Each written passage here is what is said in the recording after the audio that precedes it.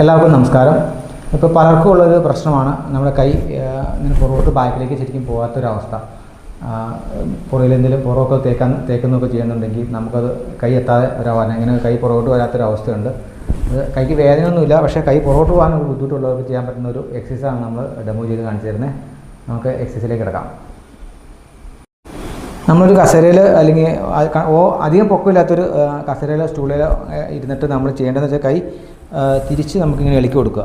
കൈ തിരിച്ച് ഇളക്കി കൊടുത്തിട്ട് നമ്മൾ നമ്മുടെ കൈയുടെ കാലിൻ്റെ മുട്ടിനോട് ചേർത്ത് ഇങ്ങനെ വന്നിട്ട് ഉള്ളിലേക്ക് വിരലപ്പം നമ്മുടെ കാലിൻ്റെ വിരൽ ടോയിൽ നിൽക്കണം. ടോയിൽ വന്നിട്ട് ഇത് ഇങ്ങോട്ട് ടേൺ ചെയ്തിട്ട് നമ്മൾ നേരെ ഓപ്പോസിറ്റ് സൈഡിലേക്ക് സ്ട്രെച്ച് ചെയ്ത് ഇങ്ങനെ നോക്കുക. ഇങ്ങനെ സ്ട്രെച്ച് ചെയ്ത് ഒരു 10 സെക്കൻഡ് ഇങ്ങനെ ഹോൾഡ് ചെയ്യുക.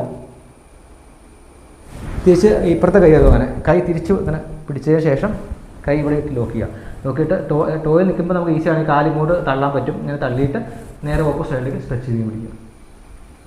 ഇങ്ങനെ അപ്പോൾ ഒരു 10 സെക്കൻഡ് നമ്മൾ ഹോൾഡ് ചെയ്യുക. ഇങ്ങനെ രണ്ട് കാലം മാറി ഒരു 10 ടൈംസ് ചെയ്താൽ നമുക്ക് കുറച്ചുകൂടെ ഏരിയ കൂടുതൽ മാക്സിമം ഏരിയയിലേക്ക് ഇങ്ങനെ കൈ കയറി വരുന്ന ഓരോ പ്രാവശ്യം ചെല്ലുമ്പോഴും ഇങ്ങനെ കയറി വരുന്നതായിട്ട് നമുക്ക് മനസ്സിലാക്കും. ഒരു ട്രിപ്പ് ചെയ്യുമ്പോൾ തന്നെ നമുക്ക് 1 ഇഞ്ചോളം കൈ കയറുന്നതായിട്ട് ഫീൽ ചെയ്യും. ആദ്യം നമ്മൾ ചെയ്യുന്നതിന് മുമ്പ് കൈ എത്ര വരെ വരുന്നുണ്ട് നോക്കുക. ഒരു പ്രാവശ്യം ഇതൊന്ന് ചെയ്തിട്ട് നമ്മൾ എത്ര ഭാഗം കയറുന്നുണ്ടെന്ന് ജസ്റ്റ് ഒന്ന് നോക്കുക. Thank you.